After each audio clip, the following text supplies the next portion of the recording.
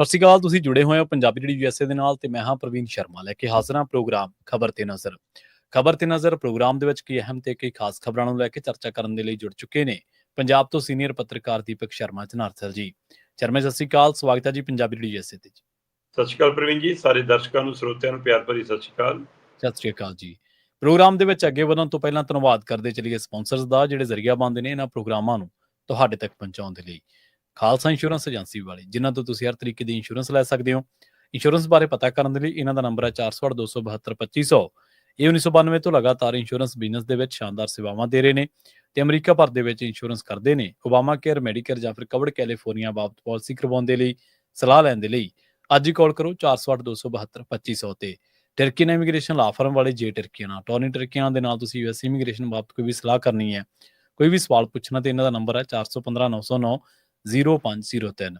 ਗੁਰਦੀਪ ਸਿੰਘ ਬਿਰਦੀ ਕਲੋਵਿਸ, ਮਨਦੀਪ ਸਿੰਘ, ਸੰਦੀਪ ਕੌਰ ਸੈਨ ਹੋਜ਼ੇ, Amrik Singh Atwal, Jarnail Singh Yuba city, Gurnam Singh ਐਂਟੀਲੋਪ ਤੇ Jarnail Singh Seattle ਤੋਂ। ਇਹਨਾਂ ਸਾਰੇ ਹੀ ਸਪਾਂਸਰਸ ਦਾ ਬਹੁਤ ਬਹੁਤ ਧੰਨਵਾਦ। ਤੇ ਜੇਕਰ ਤੁਸੀਂ ਵੀ ਪੰਜਾਬੀ USA ਦੇ ਇਹਨਾਂ ਪ੍ਰੋਗਰਾਮਾਂ ਨੂੰ ਸਪਾਂਸਰ ਕਰਨਾ ਚਾਹੁੰਦੇ ਹੋ ਤਾਂ ਸਟੂਡੀਓ ਦਾ ਨੰਬਰ ਹੈ 408-272-5200। ਅੱਜ ਦਾ ਇਹ ਖਬਰ ਤੇ ਨਜ਼ਰ ਪ੍ਰੋਗਰਾਮ ਸਾਲ 2025 ਦੀ 29 ਮਈ ਦਾ ਪ੍ਰੋਗਰਾਮ ਹੈ ਤੇ ਦਿਨ ਅੱਜ ਵੀਰਵਾਰ ਹੈ। ਖਬਰਾਂ ਦੀ ਸ਼ੁਰੂਆਤ ਕਰੀਏ ਸ਼ਰਮਾ ਜੀ ਪੰਜਾਬ ਤੋਂ। ਪੰਜਾਬ ਦੇ ਵਿੱਚ ਜਿਹੜੀਆਂ ਫੌਜੀ ਮਸ਼ਕਾਂ ਹੋ ਰਹੀਆਂ ਨੇ, ਅੱਜ ਤੋਂ ਕਈ ਦਹਾਕੇ ਪਹਿਲਾਂ ਵੀ ਇਹਨਾਂ ਦਿਨਾਂ ਦੇ ਵਿੱਚ ਪੰਜਾਬ ਦੇ ਵਿੱਚ ਫੌਜੀ ਮਸ਼ਕਾਂ ਹੋਈਆਂ ਸਨ ਤੇ ਉਹ ਇਤਿਹਾਸ ਗਵਾਹ ਕਿ ਉਸ ਸਮੇਂ ਕੀ ਵਾਪਰਿਆ ਸੀ। ਘੱਲੂ ਘਾਰੇ ਦੇ ਦਿਨਾਂ ਦੇ ਵਿੱਚ ਕਹਿੰਦੇ ਪੰਜਾਬ ਦੇ ਵਿੱਚ ਫੌਜੀ ਮਸ਼ਕਾਂ ਕਿਉਂ? ਬਿਲਕੁਲ ਜੀ, ਇਹ ਸਵਾਲ ਇਸ ਲਈ ਹੈ ਕਿ ਪਿਛਲੇ ਦਿਨਾਂ 'ਚ ਭਾਰਤ ਔਰ ਪਾਕਿਸਤਾਨ ਦੇ ਵਿੱਚ ਜਿਹੜਾ ਤਣਾਅ ਵਾਲਾ ਮਾਹੌਲ ਰਿਹਾ, ਜਿਹਨੂੰ ਫਿਰ ਮਿਸ਼ਨ ਸੰਦੂਰ ਦੇ ਨਾਂ ਤੇ ਇਹ ਸਟ੍ਰਾਈਕ ਵਗੈਰਾ ਹੋਈ, ਫੌਜੀ ਕਾਰਵਾਈ ਹੋਈ ਤੇ ਉਹ ਤੋਂ ਬਾਅਦ ਕਿੰਨੇ ਹੀ ਸਵਾਲ ਸਰਕਾਰ ਮੂਹਰੇ ਖੜੇ ਹੋਏ ਜਿਨ੍ਹਾਂ ਤੋਂ ਸਰਕਾਰ ਭਗੌੜਾ ਹੁੰਦੀ ਵੀ ਨਜ਼ਰ ਆਈ। ਤੇ ਉਹ ਸਾਰੀ ਪ੍ਰਕਿਰਿਆ ਦੇ ਦਰਮਿਆਨ ਇੱਕ ਵਾਰ ਫਿਰ ਐਲਾਨ ਹੁੰਦੇ ਨੇ ਕਿ ਸਰਹੱਦੀ ਸੂਬਿਆਂ ਦੇ ਵਿੱਚ ਮੌਕ ਡਰਿਲ ਬਲੈਕ ਆਊਟ ਦੁਬਾਰਾ ਹੋਏਗਾ ਜੀ। ਔਰ ਇਹਦੀ ਬਕਾਇਦਾ ਤੌਰ ਤੇ ਤਰੀਕ ਦੇ ਦਿੱਤੀ ਗਈ 29 ਮਈ। ਤੇ ਫਿਰ 29 ਮਈ ਦੇ ਹਵਾਲੇ ਨਾਲ ਪਤਾ ਲੱਗ ਰਿਹਾ ਕਿ ਪੰਜਾਬ ਦੇ ਵਿੱਚੋਂ ਇਹ ਜਾਣਕਾਰੀ ਵੀ ਸਾਂਝੀ ਹੋਈ ਗਈ ਕਿ ਜਿਨ੍ਹਾਂ ਨੇ ਇਹ ਪ੍ਰੈਕਟਿਸ ਕਰਨੀ ਹੁੰਦੀ ਆ ਉਹ ਸਾਰੀਆਂ ਟੀਮਾਂ ਇਹਨਾਂ ਦਿਨਾਂ ਦੇ ਵਿੱਚ ਕਿਸੇ ਆਲਰੇਡੀ ਕਿਸੇ ਕੈਂਪ 'ਚ ਨੇ, ਇਸ ਲਈ ਉਹ ਇਸ ਤਰੀਕ ਨੂੰ ਨਹੀਂ ਹੋ ਸਕਦੀ।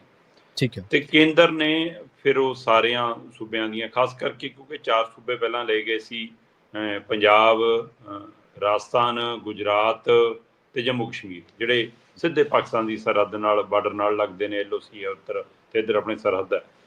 ਸੋ ਸਾਰੀ ਪ੍ਰਕਿਰਿਆ ਦੇ ਵਿੱਚ ਇਹ ਤੈਅ ਹੋਇਆ ਸੀਗਾ। ਫਿਰ ਇਹਨੂੰ ਅੱਗੇ ਪਾ ਦਿੱਤਾ ਗਿਆ ਤੇ ਪੰਜਾਬ ਦੇ ਵਿੱਚ ਕਹਿੰਦੇ ਜੀ ਅਸੀਂ 3 ਜੂਨ ਨੂੰ ਕਰਾਂਗੇ।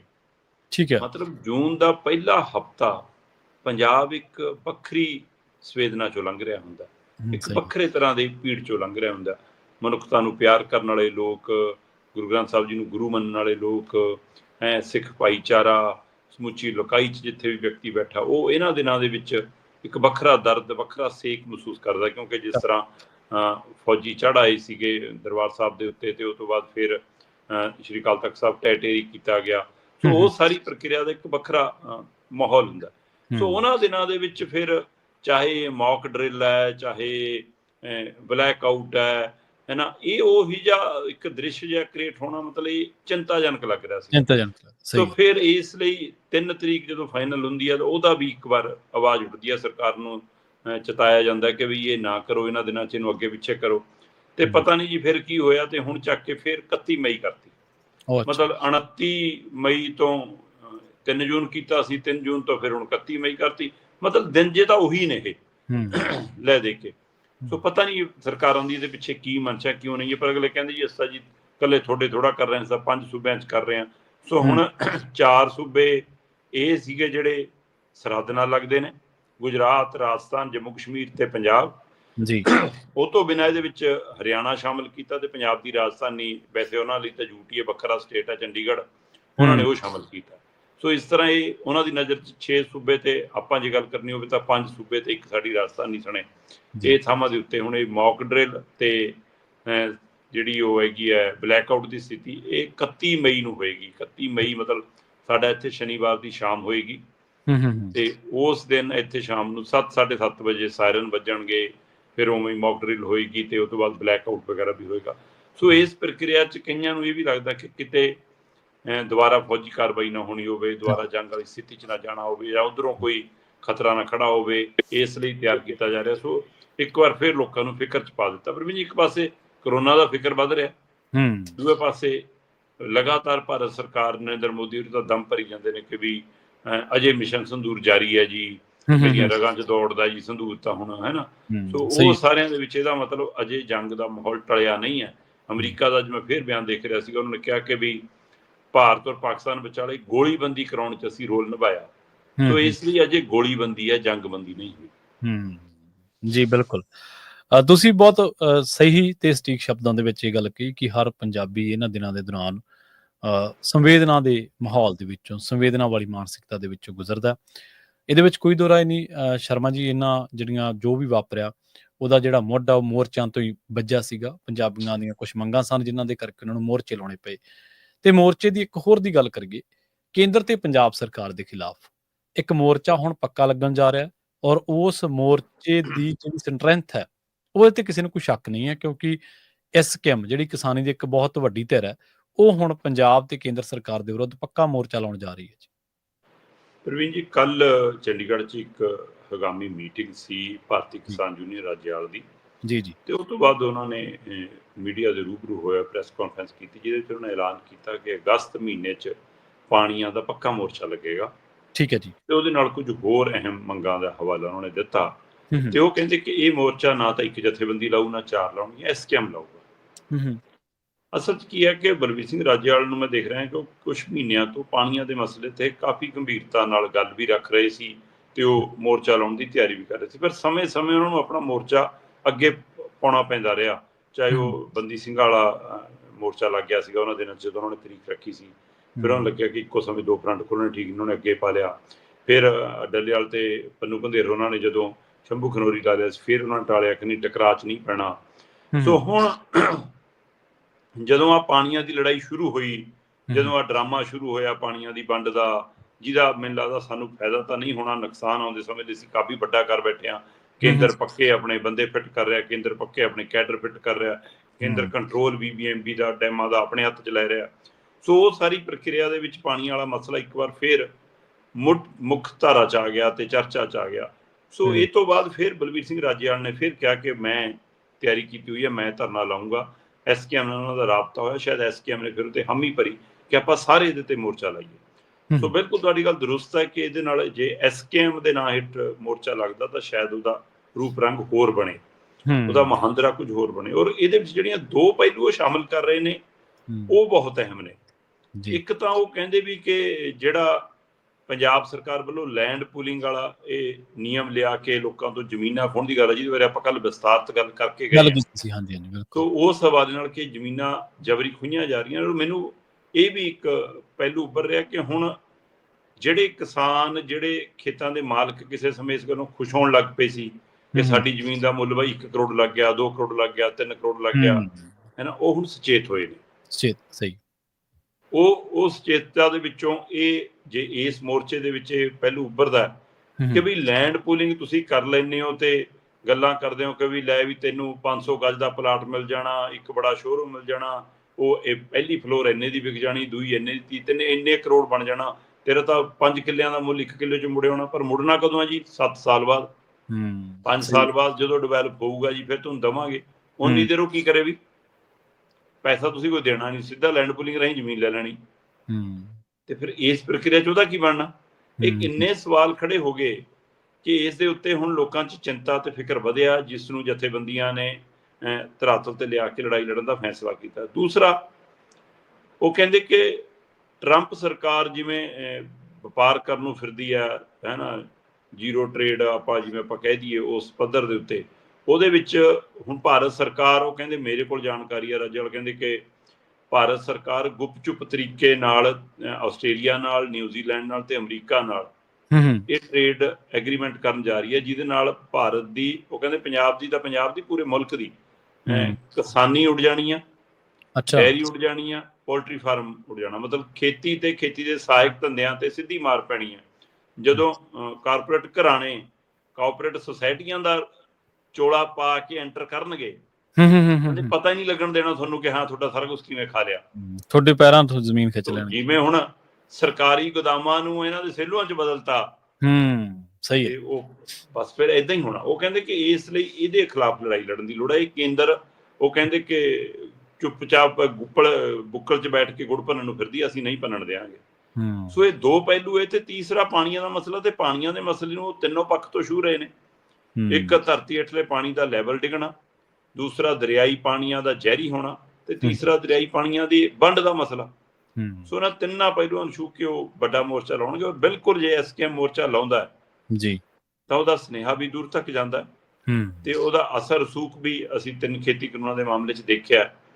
ਹਾਂ, ਪਰ ਇੱਥੇ ਜਥੇਬੰਦੀਆਂ ਦੀ ਜ਼ਿੰਮੇਵਾਰੀ ਇਸ ਗੱਲੋਂ ਹੀ ਵਧਣੀ ਹੈ ਕਿ ਉਹੀ ਏਕਾ ਕੀ ਇੱਥੇ ਦੁਬਾਰਾ ਬਹਾਲ ਕਰ ਪਾਉਂਗੇ। ਸਹੀ ਹੈ। ਰੁੱਸੀਆਂ ਅੱਡ ਹੋਈਆਂ, ਟੁੱਟੀਆਂ, ਸ਼ੰਕਾ ਸ਼ੋਭਿਆਂ 'ਚ ਆਈਆਂ, ਸਵਾਲਾਂ ਦੇ ਘੇਰੇ 'ਚ ਆਈਆਂ, ਉਹ ਸਾਰਿਆਂ ਨੂੰ ਦਰੁਸਤ ਕਰਕੇ, ਉਹਨਾਂ ਦੀ ਮੁਰੰਮਤ ਕਰਕੇ ਸਾਰਿਆਂ ਨੂੰ ਨਾਲ ਲਿਆਉਂਗੇ। ਸੋ ਜਥੇਬੰਦੀਆਂ ਨੂੰ ਵੀ ਆਪਣੇ ਆਪ ਨੂੰ ਸਹੀ ਟਰੈਕ ਤੇ ਰੱਖਣ ਦੀ ਲੋੜ ਹੈ। ਉਹਨਾਂ ਨੂੰ ਲੋਕਾਂ ਦੇ ਵਿੱਚ ਆਪਣਾ ਵਿਸ਼ਵਾਸ ਖੋਇਆ ਹੋਇਆ ਬਹਾਲ ਕਰਨਾ ਪੈਣਾ। ਇਹ ਨਾ ਕਹਿਣ ਕਿ ਹੁਣ ਉਹ ਵਿਸ਼ਵਾਸ ਹੈਗਾ ਜੋ ਦਿੱਲੀ ਜਾਣ ਲੱਗੇ ਸੀ, ਜੀ ਸਹੀ ਉਹ ਹੈ। ਡਾਮਾਡੋਲ ਹੈ। ਸੋ ਉਸ ਨੂੰ ਮੁੜ ਕੇ ਕਿਵੇਂ ਬਹਾਲ ਕਰਨਾ, ਇਹ ਪਹਿਲੂ ਇਹਨਾਂ ਲਈ ਚੁਣੌਤੀ ਹੋਏਗਾ। ਔਰ ਸ਼ਾਇਦ ਉਸੇ ਦਾ ਫਾਰਮੂਲਾ ਇਹ ਕੱਢਿਆ ਜਾ ਰਿਹਾ ਕਿ SKM ਦੀ ਬੈਠਕ 'ਚ ਮੋਰਚੇ ਦੀ ਤਰੀਕ, ਮੋਰਚੇ ਦਾ ਸਮਾਂ, ਸਥਾਨ, ਤਰੀਕਾਕਾਰ, ਸਾਰਾ ਕੁਝ ਉਹਦੇ ਵਿੱਚ ਤੈਅ ਹੋਊਗਾ, ਫਿਰ ਐਲਾਨ ਹੋਊਗਾ। ਉਮੀਦ ਕੀਤੀ ਜਾ ਰਹੀ ਹੈ ਕਿ ਅਗਸਤ ਦੇ ਪਹਿਲੇ ਹਫ਼ਤੇ ਇਹ ਪ੍ਰਕਿਰਿਆ ਹੋਵੇ, ਤੇ ਉਹਦੇ ਲਈ ਬਕਾਇਦਾ ਤੌਰ ਤੇ ਸਰਬ ਦਲ ਦੇ ਲੀਡਰਾਂ ਨੂੰ ਬੁਲਾ ਕੇ ਮੀਟਿੰਗਾਂ ਹੋਣਗੀਆਂ। ਉਹਨਾਂ ਨੂੰ ਪੁੱਛਿਆ ਜਾਊਗਾ ਤੁਸੀਂ ਆਪਣਾ ਸਟੈਂਡ ਕਲੀਅਰ ਕਰੋ ਵੀ ਬਤੌਰ ਲੀਡਰ ਜਾਂ ਬਤੌਰ ਪਾਰਟੀ। ਫਿਰ ਉਹ ਤੋਂ ਬਾਅਦ ਆਪਣੇ ਆਪਣੇ ਕੈਡਰ ਨੂੰ ਪਹਿਲਾਂ ਇਹਦੇ ਲਈ ਸਿਖਲਾਈ ਦਿੱਤੀ ਜਾਊਗੀ। ਫਿਰ ਪੰਜਾਬ ਭਰ ਦੇ ਵਿੱਚ ਪਿੰਡਾਂ, ਸ਼ਹਿਰਾਂ, ਕਸਬਿਆਂ ਦੇ ਵਿੱਚ ਖਾਸ ਕਰ ਛੋਟੇ ਦੁਕਾਨਦਾਰ, ਵਪਾਰੀ ਵਰਗ, ਉਹਨਾਂ ਨੂੰ ਕਿ ਵੀ ਤੁਹਾਡੇ ਤੇ ਕੀ ਮਾਰ ਪੈਣੀ ਇਹਨਾਂ ਚੀਜ਼ਾਂ ਦੀ, ਉਹਨਾਂ ਨਾਲ। ਸੋ ਇੱਕ ਮਾਹੌਲ 2 ਮਹੀਨਿਆਂ 'ਚ ਕਹਿੰਦੇ ਸਿਰਜ ਕੇ ਫਿਰ ਅੰਦੋਲਨ ਚਾਹਾਂਗੇ। ਤੇ ਫਿਰ ਜੇਕਰ ਇਸ ਪ੍ਰਕਿਰਿਆ 'ਚੋਂ ਲੰਘ ਕੇ ਅੰਦੋਲਨ ਹੁੰਦਾ ਜੀ, ਫਿਰ ਸਰਕਾਰ ਜਾਂ ਤਾਂ ਹੁਣੇ ਨੱਪਣ ਨੂੰ ਫਿਰੂਗੀ ਕਿ ਹੁਣੇ ਚੱਕ ਲਓ, ਹੁਣੇ ਡਾਂਗ ਫੇਰ ਲਓ, ਹੁਣੇ ਕਰ ਲਓ, ਕਿਉਂਕਿ ਕੇਂਦਰ ਨੇ ਜੋ ਹਦਾਇਤ ਕਰਤੀ ਇਹਨਾਂ ਨੇ ਤਾਂ ਉਹ ਕਰਨਾ। ਜੀ ਜੀ, ਜੋ ਸ਼ੰਭੂ ਖਨੌਰੀ ਕੀਤਾ ਕੇਂਦਰ ਦੇ ਇਸ਼ਾਰੇ ਤੇ ਸਭ ਨੂੰ ਪਤਾ। ਸੋ ਹੁਣ ਜਾਂ ਫਿਰ ਉਹ ਇਹਨਾਂ ਨੂੰ ਮੇਜ਼ ਤੇ ਬਿਠਾਉਣ ਦੀ ਕੋਸ਼ਿਸ਼ ਕਰੂਗੀ ਕਿ ਆ ਜਾਓ, ਬੈਠੋ ਤੇ ਆਪਾਂ ਮਸਲਾ ਹੱਲ ਕਰੀਏ। ਪਰ ਇਹ ਕਹਿੰਦੇ ਕਿ ਜੋ ਕਰਨਾ ਸਰਕਾਰ ਕਰੇ, ਹੁਣੇ ਮੋਰਚਾ ਲੱਗ ਕੇ ਰਹੂਗਾ, ਪੱਕੇ ਨੱਕੇ ਲਾਵਾਂਗੇ। ਕਈ ਦਿਨ ਪਹਿਲਾਂ ਮੁੱਖ ਮੰਤਰੀ ਸਾਹਿਬ ਪਾਣੀਆਂ ਦੇ ਮਾਮਲੇ ਤੇ ਕਿਸਾਨ ਆਗੂਆਂ ਨੂੰ ਤੇ ਕਿਸਾਨ ਜਥੇਬੰਦੀਆਂ ਨੂੰ ਤਾਨਾ ਮਾਰ ਰਹੇ ਸੀਗੇ। ਸਾਨੂੰ ਪੂਰੀ ਉਮੀਦ ਹੈ ਵੀ ਮੁੱਖ ਮੰਤਰੀ ਸਾਹਿਬ ਇਸ ਧਰਨੇ ਦੇ ਵਿੱਚ ਜ਼ਰੂਰ ਜਾਣਗੇ, ਕਿਉਂਕਿ ਉਹ ਪਾਣੀਆਂ ਦੇ ਰਾਖੇ ਨੇ ਆਪਣੇ ਆਪ ਨੂੰ ਕਹਾਉਂਦੇ। ਪ੍ਰਵੀਨ ਜੀ, ਤਾਨਾ ਨਹੀਂ ਮਾਰ ਰਹੇ ਸੀ। ਜਿੱਦਣ ਉੱਥੇ ਮੋਰਚਾ ਚੱਲ ਰਿਹਾ ਸੀ ਤੇ ਉਸੇ ਦਿਨ ਇਹਨਾਂ ਨੇ ਵੀ ਜਥੇਬੰਦੀਆਂ ਚੋਂ ਵੀ ਰਾਜੇਵਾਲ ਤੇ ਇਹਨਾਂ ਦੇ ਨਾਲ ਦੀਆਂ ਸਹਿਯੋਗੀ ਕ੍ਰਾਂਤੀਕਾਰੀ ਜਥੇਬੰਦੀਆਂ ਤੇ ਹੋਰ ਕੁਝ ਜਥੇਬੰਦੀਆਂ ਨੇ ਐਲਾਨ ਕੀਤਾ ਸੀ। ਕਿਰਤੀ ਕਿਸਾਨ ਯੂਨੀਅਨ ਕੁਝ ਨੇ ਐਲਾਨ ਕੀਤਾ ਸੀਗਾ ਕਿ ਅਸੀਂ ਵੀ BBMP ਦਾ ਦਫ਼ਤਰ ਘੇਰਾਂਗੇ ਆ ਕੇ। ਤੇ ਉਦਣ ਸਰਕਾਰੀ ਅਫਸਰ ਇਹਨਾਂ ਨੂੰ ਕਹਿ ਰਹੇ ਸੀ ਕਿ ਕੁਝ ਕੈਡਰ ਜੀ ਉੱਧਰ ਭੇਜ ਦਿਓ ਜੀ, ਉੱਥੇ ਧਰਨੇ 'ਚ ਵੀ ਬਿਠਾਉਣੇ ਆ ਜੀ, ਉੱਥੇ ਬੰਦੇ ਘੱਟ ਹੈ ਜੀ। ਮਤਲਬ ਸਰਕਾਰ ਹੁਣ ਧਰਨਿਆਂ 'ਚ ਬਿਠਾਉਣ ਲਈ ਤਾਂ ਇਹਨਾਂ ਦੇ ਬੰਦੇ ਮੰਗਦੀ ਆ। ਉਹ ਜੇ ਕਿਸਾਨ ਧਰਨਾ ਲਾਉਣ ਤਾਂ ਗਲਤ ਆ ਜੀ, ਫਿਰ ਅਸੀਂ ਡਾਂਗ ਫੇਰਾਂਗੇ। ਨਹੀਂ, ਫਿਰ ਥੋੜਾ ਜਿਹਾ ਕਿਸਾਨ ਆਗੂਆਂ ਨੂੰ ਵੀ ਇਹ ਗੱਲ ਸੋਚਣੀ ਤੇ ਵਿਚਾਰਨੀ ਚਾਹੀਦੀ ਹੈ ਵੀ ਤੁਸੀਂ ਧਰਨੇ ਤੇ ਬੰਦੇ ਦੇਣ ਵਾਸਤੇ ਥੋੜਾ ਜਥੇਬੰਦੀਆਂ ਬਣਾਈਆਂ, ਤੁਸੀਂ ਤਾਂ ਹੱਕਾਂ ਲਈ ਲੜਨਾ ਹੈ। ਹਾਂਜੀ, ਚੰਗੀ ਗੱਲ ਹੈ, ਚੰਗੀ ਗੱਲ ਹੈ। ਇਹਨਾਂ ਕੋਲ ਤਾਂ ਮਸ਼ੀਨਰੀ ਹੈ, ਸਾਰਾ ਕੁਛ ਹੈ, ਤਾਂ ਸਰਕਾਰੀ ਅਫਸਰ ਵੀ ਬਹਾ ਲੈਣਗੇ। ਤੁਸੀਂ ਤਾਂ ਉਹੀ ਲੜਨਾ। ਆਂਗਨਵਾੜੀ ਬਿਠਾ ਲਓ ਜੀ, ਹੈ ਨਾ, ਆਹ ਨਰੇਗਾ ਵਾਲੇ ਬਿਠਾ ਲਓ ਜੀ, ਡਿਊਟੀ ਵਾਲੇ ਪੁਲਿਸ ਵਾਲਿਆਂ ਨੂੰ ਬਿਠਾ ਲੈਂਦੇ ਨੇ ਸਿਵਲ ਕੱਪੜੇ ਪਵਾ ਕੇ। ਨਹੀਂ, ਦੇਖੋ, ਸੰਘਰਸ਼ਕਾਰੀਆਂ ਤੇ ਜਿਹੜੇ ਸੱਤਾਧਾਰੀ ਆ ਉਹਨਾਂ ਦੀ ਗੱਲ ਜਿਹੜੀ ਟੇਬਲ ਤੇ ਹੋ ਸਕਦੀ ਆ। ਹੋਰ ਸਮਝੌਤਿਆਂ 'ਚ ਪੈ ਕੇ ਸੰਘਰਸ਼ਕਾਰੀ ਵੀ ਖਤਮ ਹੈ ਤੇ ਹੋਰ ਸਮਝੌਤਿਆਂ 'ਚ ਪੈ ਕੇ ਸੱਤਾਧਾਰੀਆਂ ਦਾ ਵੀ ਕੁਛ ਨਹੀਂ ਕੱਟਿਆ ਜਾਂਦਾ। ਉਹ ਬਸ ਟੇਬਲ ਹੀ ਹੈ ਇੱਕ ਜਿੱਥੇ ਟਾਕ ਹੋ ਸਕਦੀ ਹੈ ਤੇ ਬਸ, ਹੋਰ ਨਹੀਂ। ਉਹਨਾਂ 'ਚ ਸਾਂਝ ਪਿਆਲੀਆਂ ਨਾ ਜਿਹੜੀਆਂ, ਇਹ ਕੋਈ ਸੰਘਰਸ਼ਕਾਰੀ ਧਿਰਾਂ ਲਈ ਕੋਈ ਬਾਹਲੀ ਚੰਗੀ ਗੱਲ ਨਹੀਂ ਹੁੰਦੀ। ਅਗਲੀ ਖਬਰ ਦੇ ਵੱਲ ਵਧੀਏ ਸ਼ਰਮਾ ਜੀ, ਆਪਾਂ ਗੱਲ ਕਰੀਏ ਸਿਆਸੀ ਜਿਹੜਾ ਅਖਾੜਾ ਭਖਿਆ ਲੁਧਿਆਣੇ ਦੇ ਵਿੱਚ। ਨਾਮਜ਼ਦਗੀਆਂ ਦੀ ਪ੍ਰਕਿਰਿਆ ਸ਼ੁਰੂ ਹੋ ਚੁੱਕੀ ਹੈ ਜੀ ਤੇ ਸਿਆਸੀ ਅਖਾੜਾ ਵੀ ਮੱਘ ਗਿਆ। ਹਾਂ ਬਿਲਕੁਲ ਪ੍ਰਵੀਨ ਜੀ, ਅਜੇ BJP ਦੇ ਉਮੀਦਵਾਰ ਦਾ ਇੰਤਜ਼ਾਰ ਹੈ। 3-4 ਨਾਮ ਕਹਿੰਦੇ ਸ਼ਾਰਟਲਿਸਟ ਹੋਏ ਨੇ ਜੀ, ਪਰ ਉਹ ਨਾਮ ਜਿਸ ਤਰ੍ਹਾਂ ਦੇ ਨਾਮ ਚਰਚਾ 'ਚ ਨੇ, ਜੇ ਉਹਨਾਂ 'ਚੋਂ ਕੋਈ ਨਾਮ ਹਲਕਾ ਫੁਲਕਾ ਨਾਮ ਆ ਗਿਆ ਫਿਰ ਇਹਦਾ ਮਤਲਬ ਕੀ BJP ਉਸੇ ਸਟ੍ਰੈਟਜੀ ਤੇ ਕੰਮ ਕਰ ਰਹੀ ਹੈ ਜਿਹਦੀ ਆਪਾਂ 2 ਦਿਨ ਪਹਿਲਾਂ ਜ਼ਿਕਰ ਕਰਕੇ ਹਟੇ ਹਾਂ ਕਿ ਇੱਥੇ ਆਪਾਂ ਕੇਜਰੀਵਾਲ ਦਾ ਰਾਹ ਰੋਕਣਾ, ਬਾਕੀ ਗੱਲਾਂ ਬਾਅਦ ਦੀਆਂ। ਪਰ ਉਹ ਨਾਲ ਇਹ ਵੀ ਪੈਰਲਲ ਸਟ੍ਰੈਟਜੀ ਤੇ ਕੰਮ ਕਰ ਰਹੀ ਹੈ ਕਿ ਕਿਤੇ ਇਹ ਨਾ ਹੋਵੇ ਕਿ ਇਸ ਚੱਕਰ 'ਚ ਅਸੀਂ 227 ਲਈ ਕਾਂਗਰਸ ਦੇ ਪੈਰ ਲਵਾ ਜਾਈਏ ਕਿਤੇ, ਹੈ ਨਾ। ਪਰ ਉਹ ਇਹਦੇ ਉੱਤੇ ਵੀ ਹੈ ਕਿ ਜੇ ਭਾਰਤ ਕੁਛ ਨਾ ਆਸ਼ੂ ਗਰੰਟੀ ਦੇ ਦੇਵੇ ਕਿ ਤੈਨੂੰ ਜਿਤਾ ਦਿੰਦੇ ਆ, ਬਾਅਦ 'ਚ ਸਾਡੇ ਕੰਨੀ ਆ ਜਾਵੇ, ਅਸੀਂ ਇਹ ਨਰੇਟਿਵ ਸਿਰਜੀਏ ਕਿ BJP ਨੇ ਤਾਂ ਗੁਪਤ ਤਰੀਕੇ ਨਾਲ ਜੇ ਸਾਥ ਦਿੱਤਾ ਤਾਂ ਆਸ਼ੂ ਦਾ ਦਿੱਤਾ, ਜਾਂ ਇਹ ਚੱਲ ਜਾਏ ਲੋਕਾਂ 'ਚ ਕਿ ਬਿੱਟੂ ਨੇ ਆਪਣਾ ਵੀ ਕਰਜ਼ਾ ਮੋੜਿਆ, ਬਿੱਟੂ ਦਾ ਸਾਥ ਦਿੱਤਾ ਸੀ, ਇਹਨੇ ਇਸ ਲਈ ਇਹਨੇ ਬਿੱਟੂ ਦਾ ਸਾਥ ਦਿੱਤਾ। ਇਸ ਹਲਕੇ 'ਚ 18,000 ਦੀ ਲੀਡ ਸੀ ਬਿੱਟੂ ਦੀ, ਸਹੀ ਸੋ ਹੈ। ਇਹ ਹਲਕਾ ਉਹ ਹੈ ਜਿੱਥੋਂ 2 ਵਾਰ ਭਰਤ ਭੂਸ਼ਣ ਆਸ਼ੂ ਐਮਐਲਏ ਰਿਹਾ, ਪੰਜਾਬ 'ਚ ਮੰਤਰੀ ਬਣਿਆ। ਸੋ ਇਸ ਲਈ ਇਸ ਤਰ੍ਹਾਂ ਦੇ ਤੇ ਵੀ ਰਾਜਨੀਤੀ ਦੀਆਂ ਕੁਝ ਬਣਤਰਾਂ ਬੁਣੀਆਂ ਜਾ ਰਹੀਆਂ ਨੇ। ਪਰ ਕੱਲ ਭਰਤ ਭੂਸ਼ਣ ਆਸ਼ੂ ਨੇ ਕਾਗਜ਼ ਭਰਤੇ ਜੀ, ਤੇ ਕਾਗਜ਼ ਭਰਨ ਲੱਗੇ ਰਾਜਾ ਵੜਿੰਗ ਆਏ, ਠੀਕ ਹੈ। ਚਾਹੇ ਉਹਨਾਂ ਨੂੰ ਭੁਪੇਸ਼ ਬਘੇਲ ਹੀ ਲੈ ਕੇ ਆਏ, ਕਿਵੇਂ ਲੈ ਕੇ ਆਏ ਸਾਰਿਆਂ ਨੂੰ ਪਤਾ, ਤੇ ਫਿਰ ਵੀ ਉਹ ਪਿੱਛੇ ਜੇ ਖੜੇ ਸੀ। ਫਿਰ ਭਰਤ ਭੂਸ਼ਣ ਆਸ਼ੂ ਅੱਗੇ ਬੁਲਾ ਕੇ ਬਾਂਹ ਤੋਂ ਫੜ ਕੇ ਕਹਿ ਰਿਹਾ ਸੀ, ਆਹ ਦੇਖ ਲਓ, ਆਹ ਖੜਾ ਪ੍ਰਧਾਨ ਸਾਡਾ, ਕਹਿੰਦੇ ਸੀ ਪ੍ਰਧਾਨ ਨਹੀਂ ਆਉਂਦਾ, ਐ ਨਹੀਂ ਹੁੰਦਾ, ਆਹ ਦੇਖੋ, ਹੈ ਨਾ। ਸੋ ਤੁਸੀਂ ਆਪਣੇ ਪ੍ਰਧਾਨ ਦੇਖ ਲਓ ਕਿੱਥੇ ਨੇ, ਉਹ ਇਦਾਂ ਦੀਆਂ ਗੱਲਾਂ। ਚਲੋ, ਜੀ, ਅਸਲ 'ਚ ਕੱਲ ਅਕਾਲੀ ਉਮੀਦਵਾਰ ਪਰੋਪਕਾਰ ਸਿੰਘ ਨੇ ਵੀ ਕਾਗਜ਼ ਦਾਖਲ ਕੀਤੇ ਨੇ। ਠੀਕ ਹੈ, ਉਹਨਾਂ ਨਾਲ ਨਾਮੀ ਲੀਡਰ ਵੱਡੇ ਸੀਗੇ, ਦਲਜੀਤ ਸਿੰਘ ਚੀਮਾ, ਅਮੇਸ਼ਿੰਦਰ ਗਰੇਵਾਲ, ਹੈ ਨਾ, ਕੁਝ ਹੋਰ ਲੀਡਰ, ਬਲਵਿੰਦਰ ਸਿੰਘ ਭੂੰਦੜ, ਤੇ ਪਰ ਪ੍ਰਧਾਨ ਜੀ ਉਹਨਾਂ ਦੇ ਨਹੀਂ ਆਏ। ਠੀਕ ਹੈ, ਤੇ ਅੱਛਾ। ਪਰੋਪਕਾਰ ਸਿੰਘ ਉਹਨਾਂ ਨੇ ਸਾਦੇ ਰੂਪ ਦੇ ਵਿੱਚ ਜ਼ਿਆਦਾ ਵੱਡਾ ਇਕੱਠ ਨਹੀਂ ਸੀਗਾ, ਤੇ ਉਹ ਕਹਿੰਦੇ ਜੀ ਅਸੀਂ ਤਾਂ ਜੀ ਨਿਯਮਾਂ ਦਾ ਪਾਲਣ ਕਰ ਰਹੇ ਹਾਂ ਜਿਹੜਾ ਚੋਣ ਕਮਿਸ਼ਨ ਨੇ ਦਿੱਤਾ। ਚਲੋ, ਪਰ ਲੋਕਾਂ 'ਚ ਚਰਚਾ ਕਿ ਪਰੋਪਕਾਰ ਸਿੰਘ ਸਿਆਣੇ, ਸਮਝਦਾਰ, ਸਾਊ ਸ਼ਖਸੀਅਤ ਦੇ ਮਾਲਕ ਨੇ, ਪਰ ਬਈ ਜਿੱਤਣਾ ਔਖਾ ਹੈ, ਕਿ ਮੁਕਾਬਲਾ ਤਾਂ ਆਸ਼ੂ ਦਾ, ਸੰਜੀਵ ਅਰੋੜਾ ਦਾ, ਜਾਂ ਬੀਜੇਪੀ ਦਾ ਜੇ ਤਕੜਾ ਉਮੀਦਵਾਰ ਕੋਈ ਆ ਗਿਆ ਫਿਰ ਇਹਨਾਂ 'ਚ ਹੋਊਗਾ। ਫਿਰ ਦੂਏ ਪਾਸੇ ਭਰਤ ਭੂਸ਼ਣ ਆਸ਼ੂ ਨੇ ਕਾਗਜ਼ ਭਰੇ, ਤੇ ਭਰਤ ਭੂਸ਼ਣ ਆਸ਼ੂ ਨੇ ਪੂਰਾ ਭੀੜ ਭੜੱਕਾ, ਦਮ ਖਮ, ਪੂਰੀ ਜ਼ੋਰ ਅਜਮਾਇਸ਼, ਬੜੇ ਲੀਡਰਾਂ ਦੀ ਕਤਾਰ, ਉਹ 'ਚ ਰਾਣਾ ਗੁਰਜੀਤ ਵੀ, ਉਹ 'ਚ ਚਰਨਜੀਤ ਚੰਨੀ ਵੀ, ਹੈ ਨਾ, ਉਹਦੇ ਵਿੱਚ ਫਿਰ ਬਘੇਲ ਵੀ, ਇੰਚਾਰਜ ਵੀ ਇਹਨਾਂ ਦਾ, ਪ੍ਰਧਾਨ ਵੀ ਨਹੀਂ ਸੀ ਤਾਂ ਭਰਤ ਭੂਸ਼ਣ ਆਸ਼ੂ ਦੇ ਨਾਲ ਕੱਲ ਖੜੇ ਨਹੀਂ ਹੈ ਤਾਂ ਪ੍ਰਤਾਪ ਬਾਜਵਾ। ਠੀਕ ਹੈ। ਪ੍ਰਤਾਪ ਬਾਜਵਾ ਵੀ ਉੱਥੇ ਦੂਰੀ 'ਚ ਮੰਨੇ ਜਾਂਦੇ ਨੇ, ਪਰ ਕਿਹਾ ਜਾ ਰਿਹਾ ਕਿ ਉਹ ਤਾਂ ਪਹਿਲਾਂ ਹੀ 7 ਸਮੁੰਦਰ ਪਾਰ ਗਏ ਹੋਏ ਨੇ ਜੀ, ਉਹ ਤਾਂ ਕਿਸੇ ਵਿਦੇਸ਼ੀ ਦੌਰੇ ਤੇ ਨੇ, ਇਸ ਲਈ ਨਹੀਂ ਆ ਸਕੇ। ਜੇ ਤਾਂ ਇਹਨਾਂ ਦਿਨਾਂ 'ਚ ਮੁੜਿਆ ਫਿਰ ਇੱਕ ਅੱਧਾ ਦਿਨ ਹੋ ਸਕਦਾ ਕਿਤੇ ਨਜ਼ਰ ਆ ਜਾਣ, ਨਹੀਂ ਤਾਂ ਅਗਲਾ ਕਹਿੰਦਾ ਆਪਾਂ ਤਾਂ 227 'ਚ ਜ਼ੋਰ ਮਾਰਾਂਗੇ, ਆਪਾਂ ਤਾਂ ਬਈ ਮੁੱਖ ਮੰਤਰੀ ਦੇ ਚਿਹਰੇ ਆ ਹੁਣ, ਅਗਲਾ ਤਾਂ ਉਹ ਫੀਲਿੰਗ ਚੁੱਕੀ ਫਿਰਦਾ। ਸਹੀ।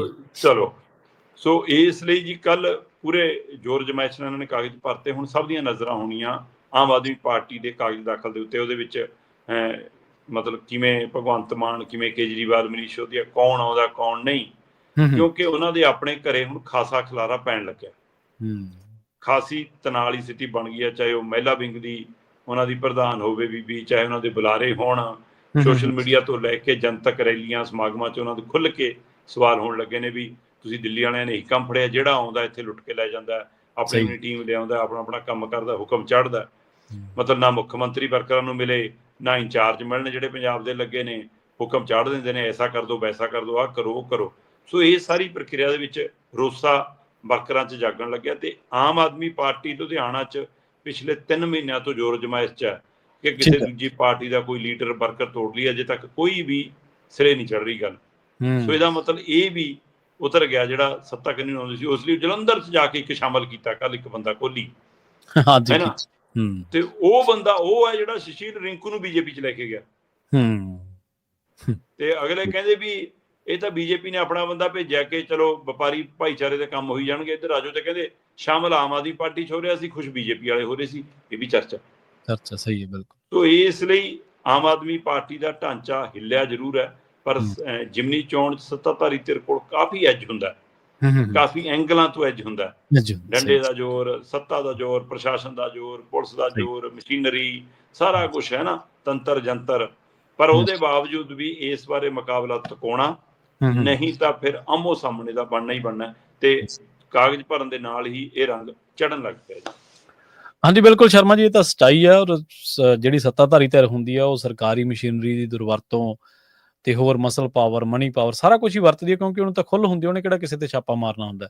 ਪਰ ਫਿਰ ਵੀ ਆਪਾਂ ਲੋਕ ਵੇਖੇ ਨੇ ਜ਼ਿਮਨੀ ਚੋਣਾਂ ਦੇ ਵਿੱਚ ਸੱਤਾਧਾਰੀਆਂ ਦੀ ਬੂਥ ਲਵਾਉਂਦੇ। ਇਹ ਬਾਦਲਾਂ ਨਾਲ ਵੀ ਹੋਇਆ, ਇਹ ਕਾਂਗਰਸ ਨਾਲ ਵੀ ਕਈ ਥਾਵਾਂ ਤੇ ਹੋਇਆ, ਤੇ ਇਹਨਾਂ ਨੇ ਤਾਂ ਆਉਂਦਾ ਹੀ ਸਵਾਦ ਚੱਖ ਲਿਆ ਸੀ ਜਦੋਂ 2022 ਵਾਲੀ ਭਗਵੰਤ ਮਾਨ ਵਾਲੀ ਮੁੱਖ ਮੰਤਰੀ ਦੇ ਹਲਕੇ 'ਚ। ਹਾਂਜੀ, ਬਿਲਕੁਲ। ਤੇ ਅਗਲੀ ਖਬਰ ਦੇ ਵੱਲ ਵਧੀਏ, ਗੱਲ ਕਰੀਏ ਇੱਕ ਹੋਰ ਤਰਾਸਦੀ ਦੀ। 34 ਅਸਾਮੀਆਂ ਸੀਗੀਆਂ ਜਿਹੜੀਆਂ ਖੋਲ੍ਹੀਆਂ ਗਈਆਂ ਸੀ ਕਿਸੇ ਥਾਂ ਦੇ ਉੱਤੇ, ਤੇ 12,000 ਉਮੀਦਵਾਰ ਪਹੁੰਚੇ। 12,000 ਉਮੀਦਵਾਰ ਇਹਨਾਂ 34 ਅਸਾਮੀਆਂ ਦੇ ਲਈ ਪਹੁੰਚੇ। ਇਹ ਕਿੱਥੋਂ ਦੀ ਤਰਾਸਦੀ ਹੈ ਜੀ? ਇਹ ਪੰਜਾਬ ਦਾ ਪਹਿਲੂ ਹੈ, ਜਿੱਥੇ ਮੁੱਖ ਮੰਤਰੀ ਸਾਹਿਬ ਬੜੇ ਹੋਰਡਿੰਗ ਬੋਰਡ ਲਾ ਕੇ ਕਹਿੰਦੇ ਆ ਕਿ ਅਸੀਂ ਇੰਨਿਆਂ ਨੂੰ ਰੁਜ਼ਗਾਰ ਦੇਤਾ, ਹਾਂਜੀ, ਅਸੀਂ ਤਾਂ ਰੁਜ਼ਗਾਰ ਹੀ ਵੰਡਦੇ ਹਾਂ, ਰੁਜ਼ਗਾਰ ਦੇਣੇ ਆਏ ਆ। ਉੱਥੇ ਇਹ ਸਥਿਤੀ ਹੈ ਜੀ। ਪੰਜਾਬ ਦੇ ਮਾਡਰਨ ਜ਼ਿਲ੍ਹਿਆਂ 'ਚੋਂ ਇੱਕ ਜ਼ਿਲ੍ਹਾ, ਉਸ ਜ਼ਿਲ੍ਹੇ ਦਾ ਮਾਡਰਨ ਸ਼ਹਿਰ ਜੀ, ਇਹ ਜੀ ਮੋਹਾਲੀ ਦੀ ਘਟਨਾ ਹੈ। ਠੀਕ ਹੈ। ਮੋਹਾਲੀ ਦੀ ਜੁਡੀਸ਼ੀਅਲ ਕੋਰਟ ਦੇ ਵਿੱਚ 34 ਅਸਾਮੀਆਂ ਸੀਗੀਆਂ ਸੇਵਾਦਾਰ ਤੇ ਚੌਂਕੀਦਾਰਾਂ ਦੀਆਂ। ਇਹਨਾਂ 34 ਅਸਾਮੀਆਂ ਦੇ ਸਾਹਮਣੇ 12,000 ਤੋਂ ਵੱਧ ਉਮੀਦਵਾਰ ਆਏ। 12,257 ਬੰਦੇ ਜੀ ਇਸ ਨੌਕਰੀ ਨੂੰ ਹਾਸਲ ਕਰਨ ਲਈ ਇੰਟਰਵਿਊ ਦੇਣ ਆਏ। ਹੂੰ ਪ੍ਰਵੀਨ ਜੀ, ਕਿਰਤ ਹੁੰਦੀ ਹੈ, ਉਹਦੇ ਵਿੱਚ ਕੋਈ ਛੋਟਾ ਬੜਾਪਣ ਨਹੀਂ ਹੁੰਦਾ। ਬਿਲਕੁਲ ਸਹੀ, ਬਿਲਕੁਲ। ਚਾਹੇ ਉਹ ਸੇਵਾਦਾਰ ਦੀ ਜ਼ਿੰਮੇਵਾਰੀ ਹੋਵੇ, ਚਾਹੇ ਉਹ ਚੌਕੀਦਾਰ ਦੀ ਜ਼ਿੰਮੇਵਾਰੀ ਹੋਵੇ, ਚਾਹੇ ਕਿਸੇ ਵੀ। ਇਹ ਸਰਕਾਰਾਂ ਨੇ ਪ੍ਰਸ਼ਾਸਨਿਕ ਤੌਰ ਤੇ ਉਹਨਾਂ ਨੂੰ ਦਰਜੇ ਦਿੱਤੇ ਨੇ, ਪਹਿਲਾ ਦਰਜਾ, ਦੂਜਾ ਦਰਜਾ, ਤੀਜਾ ਦਰਜਾ, ਚੌਥਾ ਦਰਜਾ। ਸੋ ਪਰ ਕਿਰਤ ਹੈ, ਸੱਚੀ ਕਿਰਤ ਹੈ। ਪਰ ਸਵਾਲ ਇਹ ਹੈ ਕਿ ਜਦੋਂ ਬੰਦਾ ਐਜੂਕੇਸ਼ਨ ਸਿਸਟਮ ਚੋਂ ਨਿਕਲ ਕੇ ਆਉਂਦਾ ਤਾਂ ਉਹ ਕਿਸੇ ਖਾਸ ਕਿੱਤੇ 'ਚ, ਖਾਸ ਪ੍ਰੋਫੈਸ਼ਨ 'ਚ, ਖਾਸ ਤਰ੍ਹਾਂ ਦੀ ਕਿਰਤ ਕਰਨ ਦੇ ਲਈ ਜਾਣਾ ਚਾਹੁੰਦਾ ਹੁੰਦਾ। ਇਸ ਲਈ ਉਹੀ ਜਿਹੀਆਂ ਕਿਤਾਬਾਂ ਪੜ੍ਹ ਕੇ, ਉਹੀ ਜਿਹੀਆਂ ਡਿਗਰੀਆਂ ਹਾਸਲ ਕਰਕੇ ਆਉਂਦਾ। ਜਿਹਨੇ ਡਾਕਟਰੀ ਦੀ ਪੜ੍ਹਾਈ ਕੀਤੀ ਹੈ ਤਾਂ ਉਹ ਤੋਂ ਡਾਕਟਰੀ ਦਾ ਕੰਮ ਹੀ ਲਿਆ ਜਾਣਾ ਚਾਹੀਦਾ ਫਿਰ। ਜੀ ਜੀ, ਹੈ ਨਾ। ਜੇ ਕਿਸੇ ਨੇ ਇੰਜੀਨੀਅਰਿੰਗ ਕੀਤੀ ਹੈ ਤਾਂ ਉਦੋਂ ਇੰਜੀਨੀਅਰਿੰਗ ਦਾ ਕੰਮ ਲਓ। ਜੇ ਕਿਸੇ ਨੇ ਸਿੱਖਿਆ ਦੇਣ ਦਾ ਕੰਮ ਚੁਣਿਆ, ਅਧਿਆਪਕ ਬਣਨਾ, ਪ੍ਰੋਫੈਸਰ ਬਣਨਾ, ਤਾਂ ਉਹਨੂੰ ਉਸ ਕੰਮਾਂ 'ਚ ਲਾਓ। ਕਿਉਂਕਿ ਮਹਾਰਤ ਇਹ ਸਰਕਾਰ ਦੇ ਸਿਸਟਮ ਦਾ ਜਾਂ ਉਹਨਾਂ ਦੀਆਂ ਯੋਜਨਾਵਾਂ ਦਾ ਜਲੂਸ ਹੁੰਦਾ ਹੈ ਕਿ ਸੇਵਾਦਾਰ ਤੇ ਚੌਕੀਦਾਰ ਦੀਆਂ ਪੋਸਟਾਂ ਨਿਕਲਣ ਤੇ ਉੱਥੇ ਗ੍ਰੈਜੂਏਟ ਤੇ ਪੋਸਟ ਗ੍ਰੈਜੂਏਟ ਮਾਸਟਰ ਡਿਗਰੀਆਂ ਵਾਲੇ ਲਾਈਨ 'ਚ ਖੜੇ ਹੋਣ। ਤੇ 34 ਪੋਸਟਾਂ ਸਾਹਮਣੇ ਜੇ 12,000 ਉਮੀਦਵਾਰ ਆ ਰਹੇ ਨੇ, 12,257, ਫਿਰ ਸਰਕਾਰ ਦੇ ਰੁਜ਼ਗਾਰ ਦੇਣ ਦੇ ਪੈਮਾਨਿਆਂ ਦਾ ਵੀ, ਰੁਜ਼ਗਾਰ ਦੇਣ ਦੇ ਵਾਅਦਿਆਂ ਦਾਅਵਿਆਂ ਦਾ ਵੀ ਇਹ ਸਾਰਾ ਇੱਕ ਦ੍ਰਿਸ਼ ਸਾਹਮਣੇ ਆ ਜਾਂਦਾ। ਹੁਣ ਇਹ 12,257 ਦੇ ਵਿੱਚ 2,705 ਗ੍ਰੈਜੂਏਟ ਬੱਚੇ ਸੀਗੇ। ਯੋਗਤਾ 8ਵੀਂ ਪਾਸ ਹੈ ਜੀ। ਆਪਾਂ ਕਹਿੰਦੇ ਕਿ ਅੱਜ ਦੀ ਤਰੀਕ 'ਚ ਹਰ ਬੱਚਾ ਘੱਟੋ ਘੱਟ 12ਵੀਂ ਜ਼ਰੂਰ ਕਰਦਾ। ਮਾਪੇ ਇਸ ਕੋਸ਼ਿਸ਼ ਹੁੰਦੇ ਨੇ ਕਿ ਸਾਡਾ ਨਿਆਣਾ 10ਵੀਂ ਜਾਂ 12ਵੀਂ ਤੱਕ ਕਰਕੇ ਨਿਕਲੇ। ਸੋ ਇਸ ਲਈ ਆਪਾਂ 12ਵੀਂ ਤੱਕ ਵੀ ਕੋਈ ਸਵਾਲ ਨਹੀਂ ਪੈਦਾ ਕਰਦੇ ਕਿ 12ਵੀਂ ਤੱਕ ਵਾਲਿਆਂ ਨੇ ਕਿਉਂ ਅਪਲਾਈ ਕੀਤਾ। ਪਰ 12ਵੀਂ ਤੋਂ ਬਾਅਦ ਵਾਲੇ ਜੇ ਅਪਲਾਈ ਕਰਦੇ ਨੇ, ਇਹਦਾ ਮਤਲਬ ਆਪਣੀ ਪੜ੍ਹਾਈ ਦੇ ਦਮ ਤੇ, ਜਿਹੜੀ ਅੱਜ ਉਹ ਅਗਲਿਆਂ ਨੇ ਸਾਲ ਵੀ ਗਾਲੇ ਨੇ ਤੇ ਪੈਸਾ ਵੀ ਲਾਇਆ, ਤੇ ਫਿਰ ਵੀ ਉਹਨਾਂ ਨੂੰ ਇੱਥੇ ਜੇ ਅਪਲਾਈ ਕਰਨਾ ਪੈ ਰਿਹਾ। ਇਸ ਹਵਾਲੇ ਨਾਲ ਗ੍ਰੈਜੂਏਸ਼ਨ 2,705, 2,700 ਤੋਂ ਵੱਧ ਬੱਚਿਆਂ ਨੇ ਅਪਲਾਈ ਕੀਤਾ ਇਹਨਾਂ 34 ਪੋਸਟਾਂ ਲਈ। ਪੋਸਟ ਗ੍ਰੈਜੂਏਟ 26 ਦੇ ਕਰੀਬ ਸੀਗੇ। ਇਸੇ ਤਰ੍ਹਾਂ ਫਿਰ ਡਿਪਲੋਮਾ ਹੋਲਡਰ 71 ਸੀ। ਇਹਦੇ ਵਿੱਚ ITI ਵਾਲੇ 50 ਜਵਾਕ ਸੀਗੇ ਜੀ। ਇਹਦੇ ਵਿੱਚ MCA ਵਾਲੇ 6 ਜਵਾਕ ਸੀ, MA ਵਾਲੇ 10 ਸੀ, ਮਕੈਨੀਕਲ ਇੰਜੀਨੀਅਰਿੰਗ ਵੀ 3 ਸੀਗੇ। ਫਿਰ 12ਵੀਂ ਵਾਲੇ 5,000 ਤੋਂ ਉੱਪਰ ਸੀ, 5,082। 10ਵੀਂ ਵਾਲੇ 2,491 ਦੇ ਕਰੀਬ ਸੀਗੇ, 2,500 ਦੇ ਨੇੜੇ, ਤੇ 8ਵੀਂ ਵਾਲੇ 84 ਜੀ। ਸੋ ਇਸ 12,257 ਦੇ ਵਿੱਚੋਂ ਕਰੀਬ 861 ਉਮੀਦਵਾਰ ਉਹ ਬਾਹਰ ਹੋ ਗਏ ਜਿਨ੍ਹਾਂ ਦੇ ਦਸਤਾਵੇਜ਼ ਸਹੀ ਨਹੀਂ ਪਾਏ ਗਏ। 868 ਉਹ ਬਾਹਰ ਹੋ ਗਏ ਜਿਨ੍ਹਾਂ ਨੇ ਤੈਅ ਤਰੀਕ ਤੋਂ ਬਾਅਦ ਅਪਲਾਈ ਕੀਤਾ। ਇੰਜ ਜਿਹੜੇ 34 ਪੋਸਟਾਂ ਸਾਹਮਣੇ ਸੇਵਾਦਾਰ ਔਰ ਚੌਕੀਦਾਰ ਲਈ ਜਿਨ੍ਹਾਂ ਦੀ ਐਪਲੀਕੇਸ਼ਨਾਂ ਸਹੀ ਪਾਈਆਂ ਗਈਆਂ, ਜਿਨ੍ਹਾਂ ਦੀ ਇੰਟਰਵਿਊ ਹੋਣੀ ਸੀ, ਉਹਨਾਂ ਦੀ ਗਿਣਤੀ ਬਚੀ 10,528। ਠੀਕ ਹੈ ਜੀ। 10,528 ਦਾ ਮਤਲਬ 34 ਪੋਸਟਾਂ ਦੇ ਹਵਾਲੇ ਨਾਲ 309 ਬੱਚਿਆਂ ਚੋਂ ਇੱਕ ਪੋਸਟ ਮਿਲੂਗੀ। ਇੱਕ ਪੋਸਟ ਪਿੱਛੇ 309 ਦਾਅਵੇਦਾਰ ਖੜੇ ਆ। ਆਹ ਏ ਜੀ ਰੁਜ਼ਗਾਰ ਦਾ ਦ੍ਰਿਸ਼, ਆਹ ਏ ਸਾਡੀ ਵਿੱਦਿਆ ਦਾ ਮੁੱਲ। ਯੂਨੀਵਰਸਿਟੀਆਂ, ਕਾਲਜ ਪ੍ਰਾਈਵੇਟਾਂ ਨੂੰ ਦੇ ਦਿਓ ਮਨਜ਼ੂਰੀ ਤੇ ਉਹ ਮਾਪਿਆਂ ਤੋਂ ਇੱਕ MA ਦਾ ਵਸੂਲ ਲੈਣ 10 ਤੋਂ 15 ਲੱਖ। ਸਹੀ ਗੱਲ, ਸਹੀ ਹੈ।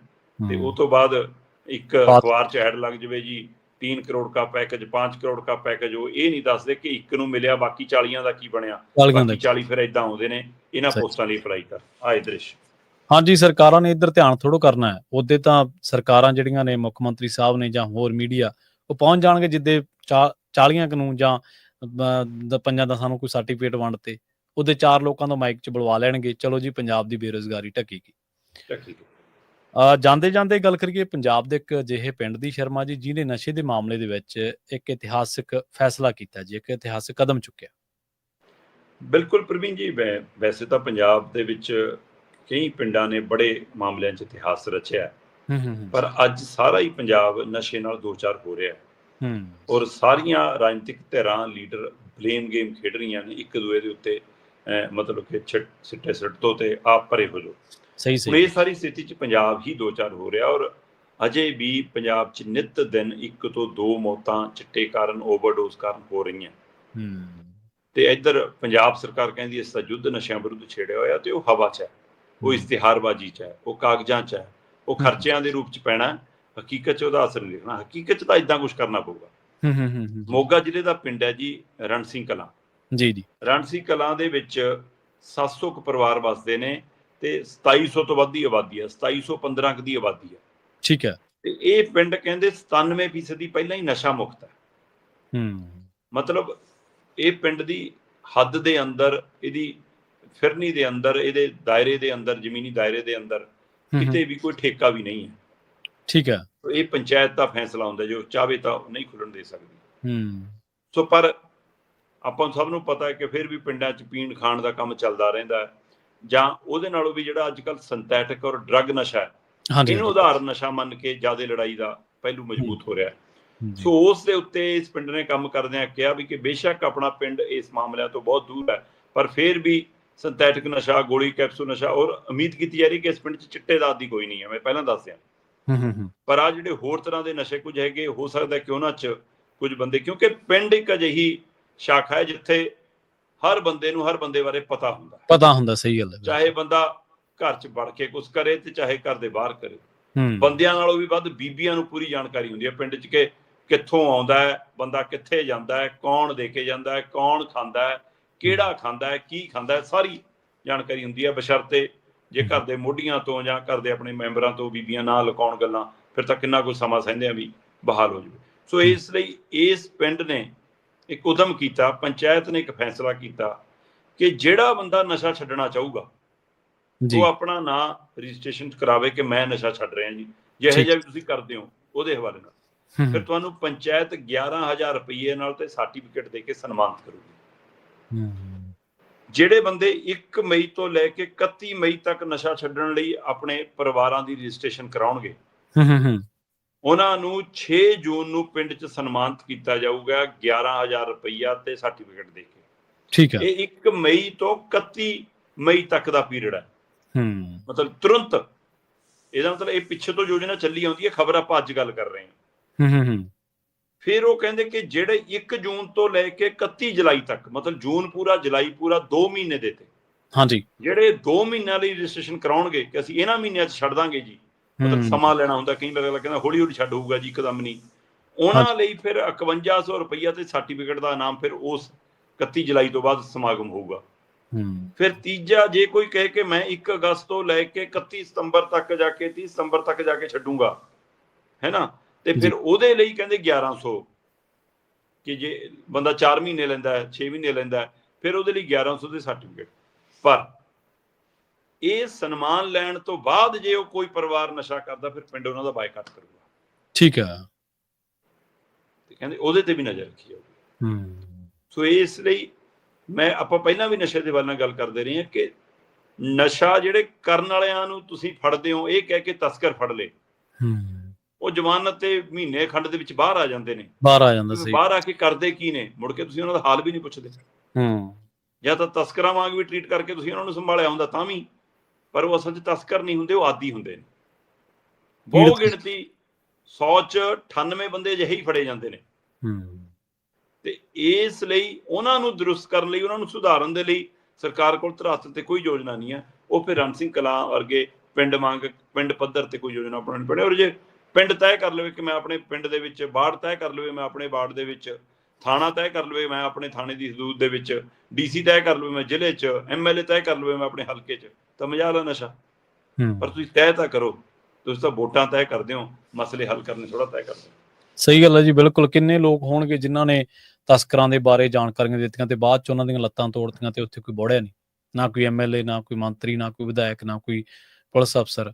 ਕਿੰਨੇ ਲੋਕ ਨੇ। ਆ ਪ੍ਰਵਿੰਦਰ ਝੋਟੇ ਦੇ ਮਾਮਲੇ ਦੇ ਵਿੱਚ ਮਾਨਸਾ ਦੇ ਕਿੰਨੇ ਪਿੰਡ ਨੇ ਜਿਨ੍ਹਾਂ ਦੇ ਵਿੱਚ ਬੀਬੀਆਂ ਰਾਖੀ ਰੱਖਦੀਆਂ ਰਹੀਆਂ, ਉਦੋਂ ਯੁੱਧ ਨਸ਼ੇ ਵਿਰੁੱਧ ਨਹੀਂ ਹੋਇਆ। ਜੇ ਕੋਈ 7-8 ਘਟਨਾਵਾਂ, 10 ਘਟਨਾਵਾਂ ਦੇ ਵਿੱਚ ਪੂਰੇ ਪੰਜਾਬ 'ਚ ਕੋਈ ਮਿਸਾਲੀ ਕਾਰਵਾਈ ਹੋਈ ਹੁੰਦੀ, ਇੰਨਾ ਯੁੱਧ ਤਾਂ ਤੁਹਾਨੂੰ ਕਰਨਾ ਹੀ ਨਹੀਂ ਸੀ ਪੈਣਾ। ਬਿਲਕੁਲ ਜੀ। ਸ਼ਰਮਾ ਜੀ, ਖਬਰਾਂ ਦਾ ਸਮਾਂ ਆਪਣਾ ਇੱਥੇ ਹੀ ਸਮਾਪਤ ਹੈ ਜੀ। ਇਹਨਾਂ ਖਾਸ ਖਬਰਾਂ ਤੇ ਖਾਸ ਜਾਣਕਾਰੀਆਂ ਦੇ ਲਈ ਤੁਹਾਡਾ ਬਹੁਤ ਬਹੁਤ ਧੰਨਵਾਦ। ਬਹੁਤ ਸ਼ੁਕਰੀਆ ਜੀ। ਪ੍ਰੋਗਰਾਮ ਖਬਰ ਤੇ ਨਜ਼ਰ ਨੂੰ ਆਪਾਂ ਇੱਥੇ ਹੀ ਸਮਾਪਤ ਕਰਾਂਗੇ। ਤੁਹਾਡਾ ਸਾਰਿਆਂ ਦਾ ਵੀ ਬਹੁਤ ਧੰਨਵਾਦ। ਸਤਿ ਸ਼੍ਰੀ ਅਕਾਲ। ਜੁੜੇ ਰਹੋ ਪੰਜਾਬੀ ਰੇਡੀਓ USA ਦੇ ਨਾਲ।